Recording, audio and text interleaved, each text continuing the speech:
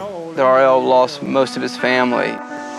My brother, he used to be a doctor, but I guess he was messing around selling them young people that after they said kill him, you know. And they said my daddy had got his check, you know, and somebody of them guys saw him, and he liked to drink. He went to the liquor store and they killed him. But I don't know what happened that caused my other brother and my other uncle to get killed, but like I said, it all happened in about 8 months. All of them got killed. 5 people. Ain't no way I would live there now, man. I lived there 3 years, but at that time you could be walking down the street and be about drunk, lay down on the side of the street and go to sleep all night. After that, RL, like probably anyone would, left Chicago and came back to Holly Springs. He's been living in and around Holly Springs ever since. I'm going down, the chilly wind don't blow.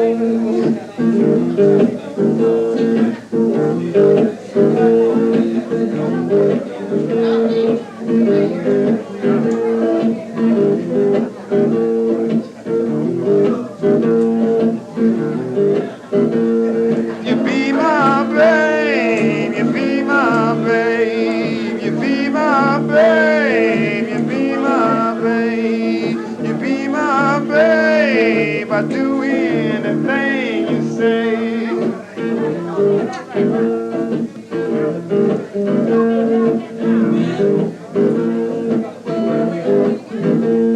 I don't want her, I don't want her, I don't want her, I don't want her, I don't want her loving or no one else.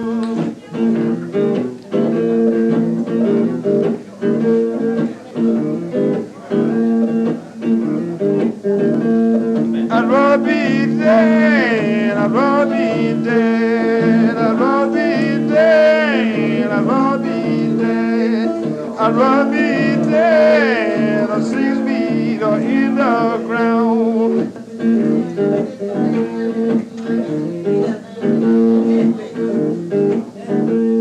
But some black man, some black man, some black man, some black man, some black man always are hanging around.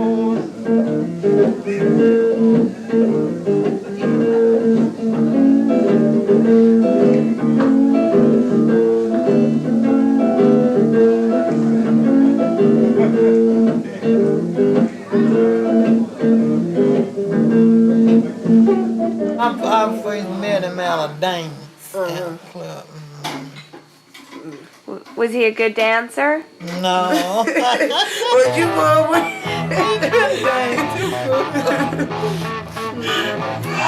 Oh, but I mean, it was fine. Well, I'd known a brother 3 or 4 years, and me and him used to run around together and gamble, and I'd taken him home one morning and I got to meet his sisters, you know. He didn't know how to play the guitar when I first know him. About 2 months after then, we got married, and we've been together ever since. Man, 50 years.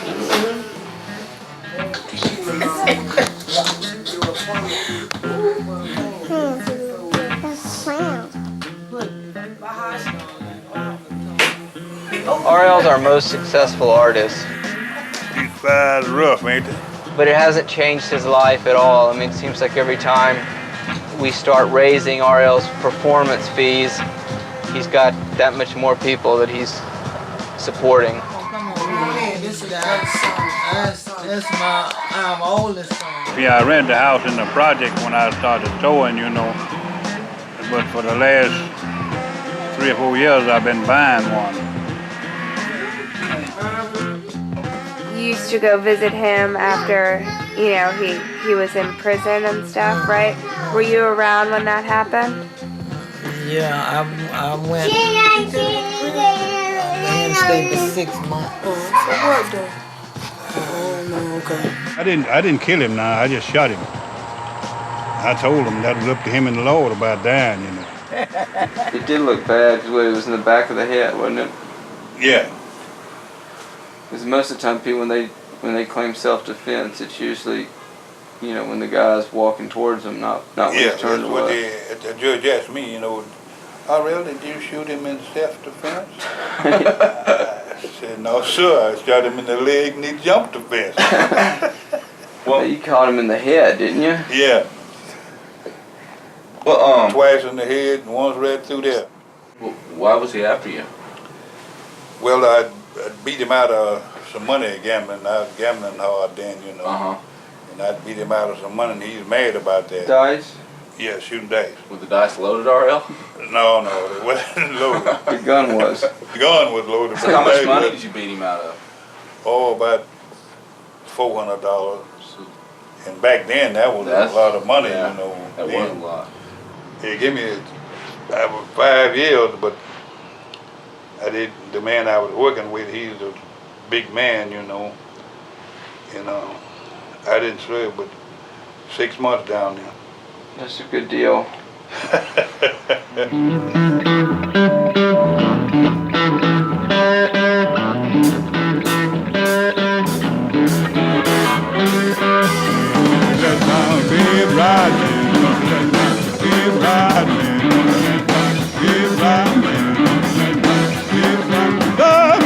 But it won't get me.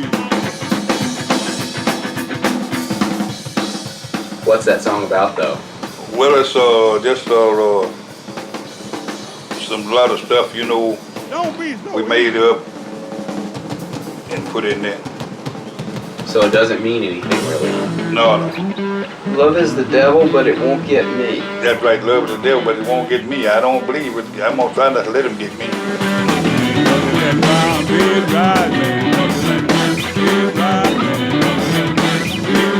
Love is the devil, but it won't get me.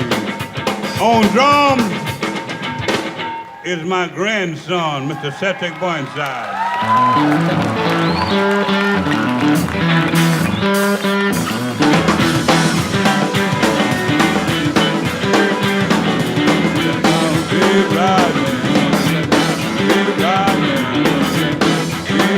Love is the devil, but it won't get me.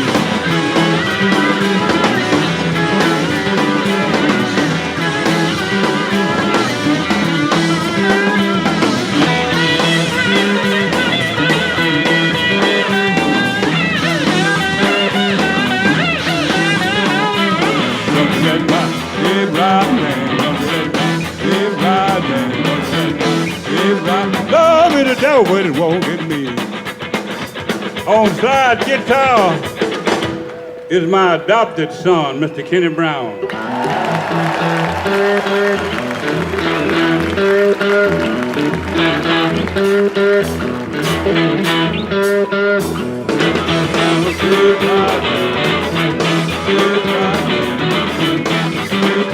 Love is the devil, but it won't get me.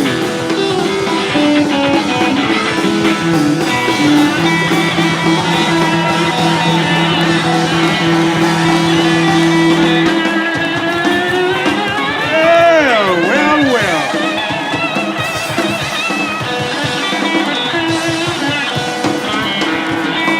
Yeah, don't be so easy.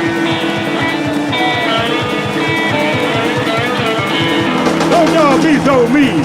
R.L. Burnside. I thought you'd been serving the devil.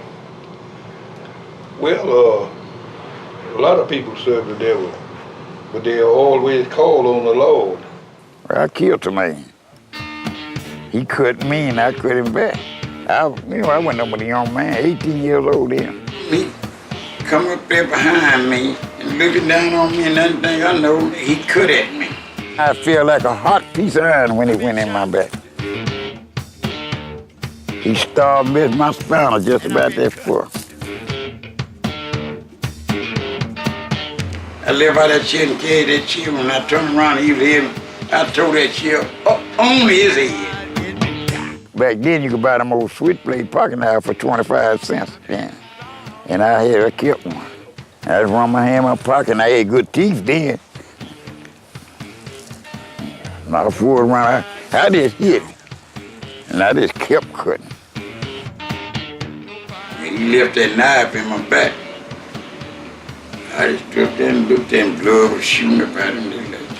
I was mad, I didn't give a damn. That time Daddy come up there and told me, come on. Before the police got there, I was gone. He carried me by the house and got 2 quilts. Carried me down there in the ditch, vines and everything, so you couldn't see down in there. And I stayed down there 2 nights and days, to all the police. On a chain gang. He gave me one ass whooping over there, though. That'd be whites on me busting my ass, shoot. That goddamn bitch. Yeah, made a good man out of T-Mall, though. I think about all that. Sin. I seen all them old low-down records. You ain't supposed to be doing things you hear other people do. It's what come out your mouth, or what goes in your heart, or some kind of way like that.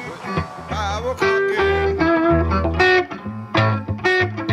and the chicken from the day. I will pack my rag and go and make my getaway. Robert John, y'all know him, huh? Mm-hmm. I heard of him. You heard of him? And you see where he went to the crossroad and stayed there at 12 o'clock when the devil played the guitar and handed it back to him? Mm-hmm. You saw that? I saw the movie, yeah. Well, that was actually true. Really? That was true. Blues is devil music. Johnny Farmer was a guy that had 3 songs in his head that he really enjoyed hearing, and he bought a guitar and learned how to play those 3 songs, and that was the extent of why he picked the guitar up. And shit, I mean, I feel horrible because I wanted to record him. I thought he was great, and he was just like, no, he goes, let's just teach you to play, and you'll do a way better job than I could do. I didn't never want to make no record. Matter of fact, I told him to don't even put my name on. I think I did. And then he finally consented, came to Oxford. We made a record, and then his health started getting bad, and he blamed everything on making that record. I hope that wasn't the cause of it. Millie Jane, baby, see what you have done. Well, you stole all of my money, baby, you got me on the run. Do you like playing blues music whenever you're playing it? I liked it for myself. I didn't like to entertain nobody.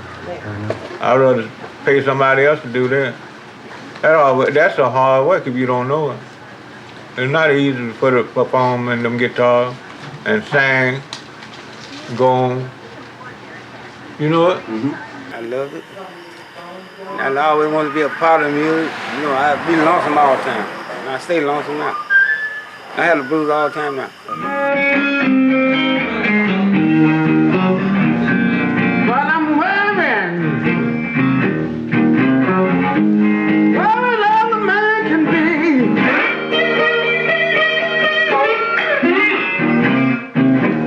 Well, I'm worrying.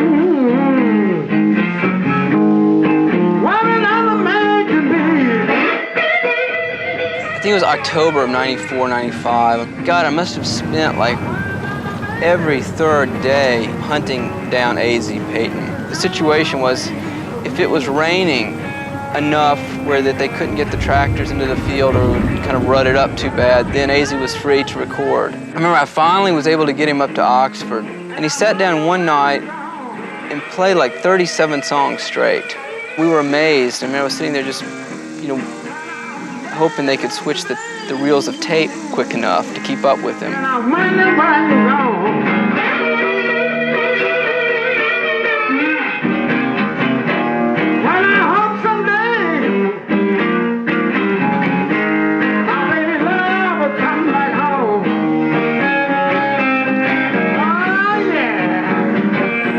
tried like hell to get him to, I don't know, want to sort of make a career out of it. And in some ways it was really neat that he was secure or happy enough in his own life and community that he couldn't be swayed at all.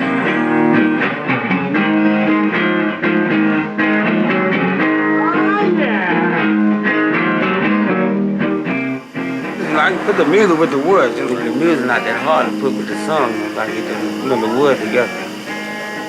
There's so many words and so many songs people got out. You know, it's hard to get your own song.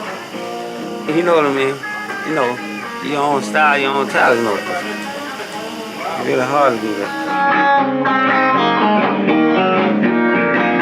Well, after standing lonesome, broken hearted too. Something, baby, now.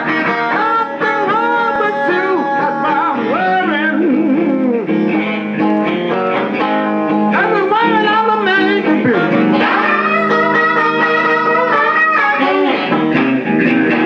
Well, if you see me mind, baby, I know something's going on wrong.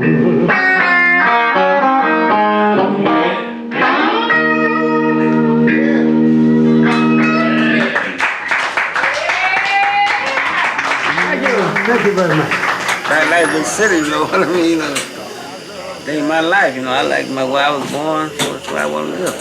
That's where I want to die, right here, you know, Mississippi. Baby, I love you. I've been waiting on you, girl. Come here, be by my side.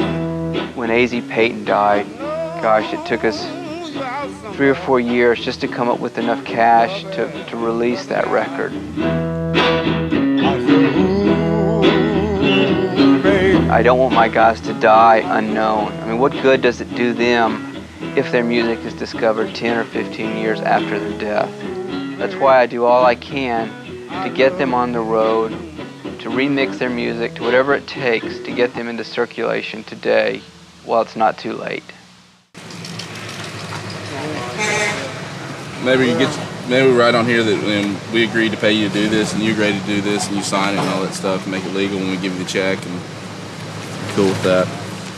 The foundation is rotten. It's sitting on the ground. The walls are rotting. The roof is rotten and leaks. The sheetrock's bad. The plumbing's fucked up. The gas lines are rotted out, and the wiring. He's got Stella living here and his 3 kids, and it's falling apart. And you know, we're just afraid someone's going to get hurt, and when it rains in on him, and it's at a point where it needs to be torn down and fixed. So eventually, T-Model will sell enough records that his record sales will pay for it. We're considering an advance on his record sales. So hopefully the next record will be good. So it'll be a first. They feed them, calves, bring them, see after. Take care of us. You can't beat that. You sure can't beat it. Give you money and stuff? Yeah, they can do it. We don't work for nothing. The Caucasian people just don't do too good a business with black people. I think the sort of typical image of a record guy, especially a white guy running a blues label, is that, well, he's ripping them off. There's not that much incentive, so I've got nothing to bargain with. And in all fairness, the record industry, like almost any other industry or capitalism, is sort of based on the exploitation of others. See, I tried to explain it to Junior. I tried to explain it to R.L. R.L., if you got something to sell, sell it. Don't give the man all of your music. Give him part of it and let him beg for the rest of it, make it pay. They making money. They people, I know some people, a fat possum is getting fat. Because he's a damn possum. There hasn't really been a whole lot of money except with R.L. Burnside. Success for us is just some sort of horrible failure, most anyone else in the record industry. Hell, R.L. ain't getting nothing what he ought to be getting. R.L. go to Europe 7, 8 times a year. When he get back, how much money he got? Nothing. I don't really think it's nobody else's business to know how much we're getting paid. You know what I'm saying? I don't even think it's their business to even ask us that. Junior wanted it all spelled out. He wanted his eating money, his drinking money, and his pay all separated, so he knew exactly what he was going to have when he got home. RL just wanted to know, what he was getting and when he was going to get it. Somebody told me one time that every record company's going to screw you. It's just which one's screwing you the most. Our whole system is not based on mostly trust with a little mistrust sprinkled in. Ours is like, 95% mistrust with some sort of vague semi-trust in there. Friend mean fuck you. Pal mean asshole, and that's for damn sure.